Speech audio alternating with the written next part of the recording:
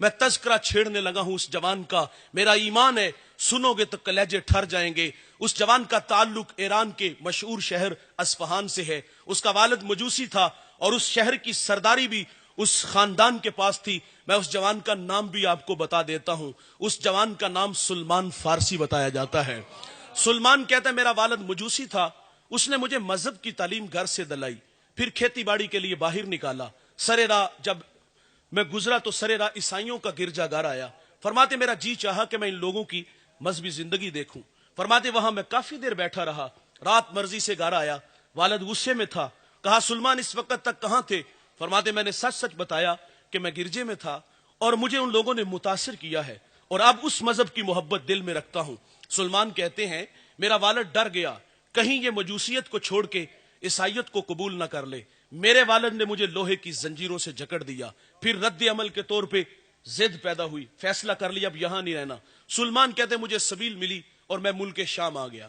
وہاں ایک عالم کی خدمت میں حاضر ہوا، اپنے حالات سے آگاہ کیا کہ اس مذہب کی محبت یہاں کھینچ لائی ہے، اس مذہب کی محبت میں شہر کی سرداری کو ٹھوکر مار کے آیا ہوں، تشنا ہوں میری پیاس بجھاؤ۔ سلمان کہتے تا دم آخر جب تک وہ عالم زندہ رہا میں نے بڑی خدمت کی، جب وہ مرنے لگا تو سراپا سوال بن کے سامنے کھڑا تھا، اب جاؤں تو کہاں جاؤں؟ اس نے کہا نصیبین چلا جا، وہاں ایک عالم ہے وہ تیری تشفی کرے گا۔ فرماتے میں نے اس کی بھی بڑی خدمت کی، جب وہ مرنے لگا تو میں نے کہا اب کس چوکھٹ کا بیکاری بناؤ گے؟ کہا اموریا چلے جاؤ۔ فرماتے میں وہاں بھی آیا، اس کی بھی بڑی خدمت کی اور اس کے سامنے بھی اداس کھڑا تھا، کاسا پھیلائے کھڑا تھا، اب کس چوکھٹ پہ جاؤں؟ میں تشنا ہوں، میری پیاس بجھاؤ۔ اس نے کہا سلمان باخدا اب میری نظر میں کوئی ایسا شخص نہیں جس کی خدمت میں تمہیں میں بھیجوں۔ دل کی نیا ڈوبنے لگی، اندھیرے چھانے لگے، ایسا لگا کہ دیوار آ گئی۔ اس عالم نے جب ڈوبتی نیا دیکھی تو کنارہ دیتا ہے، کہتا ہے سلمان میں نے کہا ہے کہ میری نظر میں کوئی نہیں جس کی خدمت میں میں تمہیں بھیجوں۔ سلمان تڑپ کے کہتا ہے پھر جاؤں تو کہاں جاؤں؟ سلمان کو وہ عالم کہتا ہے خبر سناؤں گا کلیجے میں ٹھنڈ پڑ جائے گی۔ کہا پھر جلدی بتاؤ نا، جاؤں تو کہاں جاؤں؟ کہا اب سلمان اب آخر زمان محمد کا زمانہ قریب آ گیا ہے۔ نخلستان دو جلے میدانوں کے درمیان تشریف لائیں گے۔ سلمان کہتے اگر وہ سرزمین پالوں تو اس نبی کو پہچانوں گا کیسے؟ کہا ان کی تین نشانیاں، نمبر ایک وہ صدقہ نہیں لیں گے، نمبر دو وہ ہدیہ قبول کریں گے، نمبر تین ان کے دونوں کندھوں کے درمیان محاذ قلب پہ مہر نبوت ہوگی۔ کہا سلمان اگر تو وہاں پہنچ سکتا ہے تو پہنچ جا۔ رخت سفر باندھا، دوڑ لگا دی۔ فرماتے سرے راہ بنی کلب کا قافلہ ملا۔ میں نے کہا میرے پاس کچھ گائیں بکریاں ہیں، یہ لے لو اور مجھے اپنی سرزمین تک پہنچا دو۔ فرماتے وہ راضی ہوئے لیکن ظالم نکلے کہ ایک جگہ پہ جا کے انہوں نے مجھے غلام بنا لیا۔ غلامی بڑی تلخ ہوتی ہے بھائی، بڑے دھکے کھائے۔ فرماتے انہوں نے پھر مجھے ایک یہودی کے ہاں فروخت کر دیا۔ فرماتے پھر اس یہودی نے میرا سودا ایک اور یہودی کے ہاں کیا۔ فرماتے اس یہودی کا تعلق حضور کے شہر مدینہ سے تھا۔ منزل نصیب ہو گئی، اب حضور کو اڈیکنے لگے۔ ایک دن کسی نے کہا دیوانے جس کی راہوں میں بیٹھے ہو نا وہ آقا محمد دنیا میں تشریف لا چکے ہیں۔ سلمان کہتے جی چاہا کہ اڑ کے حضور کے قدموں میں چلا جاؤں۔ وہ کیا کسی شاعر نے کہا تھا اے زوف مدد کر در احمد پہ گرا دے، دربان کہیں اٹھ کہوں اٹھا نہیں جاتا۔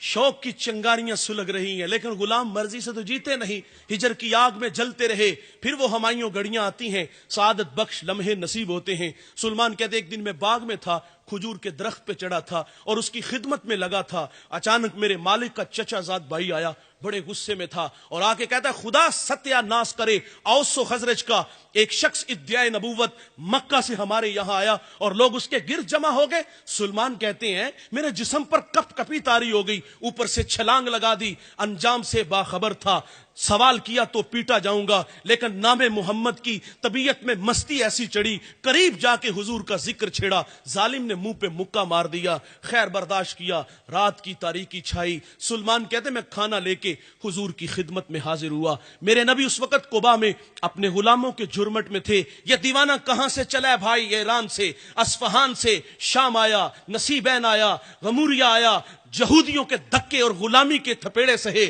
آج منزل نصیب ہو گئی، حضور کی چوکھٹ، حضور کا در نصیب ہو گیا۔ بھائی جان دیکھتے ہی غلامی کا نشہ تو چڑھا لیکن وہ تین سوال نظر تھے، خدمت میں کھانا پیش کیا، عرض کی حضور آپ ایک لمبا سفر کر کے مکہ سے ہمارے یہاں یثرب آئے ہیں اور میرے پاس یہ صدقے کا کھانا ہے، آپ اس کے زیادہ حقدار ہیں، آپ قبول فرما لیں۔ سلمان کہتے حضور نے وہ کھانا خود نہیں کھایا، غلاموں میں بانٹ دیا، ایک نشانی پوری ہوگی۔ کہتے میں دوبارہ پھر حضور کی خدمت میں حاضر ہوا، میں نے عرض کیا حضور یہ صدقہ نہیں ہدیہ ہے، تو میرے نبی نے اس کو قبول فرما لیا، 2 نشانیاں پوری ہو گئی، اب ایک نشانی باقی ہے۔ سلمان کہتے ہیں حضور ایک دن بقی میں اپنے غلام کی تدفین میں مشغول تھے اور میں بھی وہاں موجود تھا۔ منظر دیکھیے بھائی، کہتے میں حضور کے پیچھے آ کے کھڑا ہو گیا اس شوق میں کہ آج مہر نبوت کی زیارت نصیب ہوگی۔ کہتے جب پیچھے آ کے کھڑا ہوا حضور نے پلٹ کے دیکھا، حیا سے آنکھیں جھک گئیں، میرے نبی نے سلمان کی آنکھوں میں اداسیاں، دل میں محبت کی بچھی کائنات دیکھی،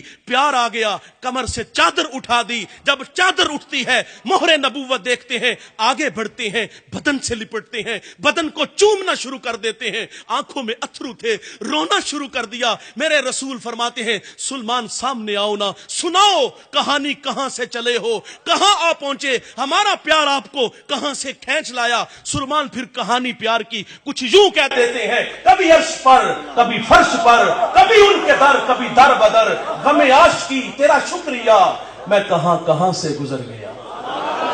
بھائی جان سلمان بھی حضور کی راہوں میں ہے، بحیرہ راہب بھی حضور کی راہوں میں ہے، عشاق کی بستی بھی حضور کی راہوں میں ہے۔ اور میرے بھائی اللہ کے خلیل اللہ کا گھر بنا کے کہتے ہیں ربنا وبعث فیہم رسولا، دیکھ اللہ تیرا بابرکت گھر تعمیر ہو گیا، اب تو اس پیارے رسول کو بھیج دے۔ میرا سوال آپ سے ہے، مجھے بتائیے گا بھائی، کیا ہمیں تہجد کے وقت اٹھنا پڑا، ٹھنڈے پانی سے وضو بنانا پڑا، مصلی بچھانا پڑا، پیشانی جھکانا پڑی، منت سماجی کرنا پڑی؟ نہیں بھائی، سوئے تھے یار، وقت سولنا نکلا، باد صبا کے جھونکوں نے پیغام دیا، مدینے سے ٹھنڈی ہواؤں نے سندیسے دیے، آنکھ کھلی، ماحول میں تازگی، خوشبو اتنی پھیلی ہوئی تھی، ان ہواؤں نے، ان فضاؤں نے ہمیں پیغام دیا، مبارک ہو مبارک ہو مبارک ہو کہ تم محمد کے غلام بن کر آ رہے ہو۔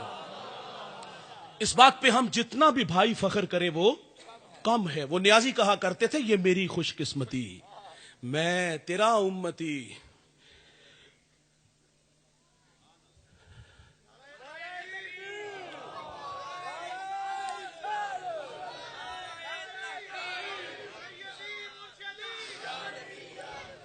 یہ میری خوش قسمتی، میں تیرا امتی، یاد ان کی نہ بھولو نیازی کبھی، وہ کہیں امتی تو بھی کہہ یا نبی، میں ہوں حاضر تیری چاکری کے لیے، فخر کا دل میں دریچہ باز کرنا چاہیے، جن کا تو آقا ہے ان کو ناز کرنا چاہیے۔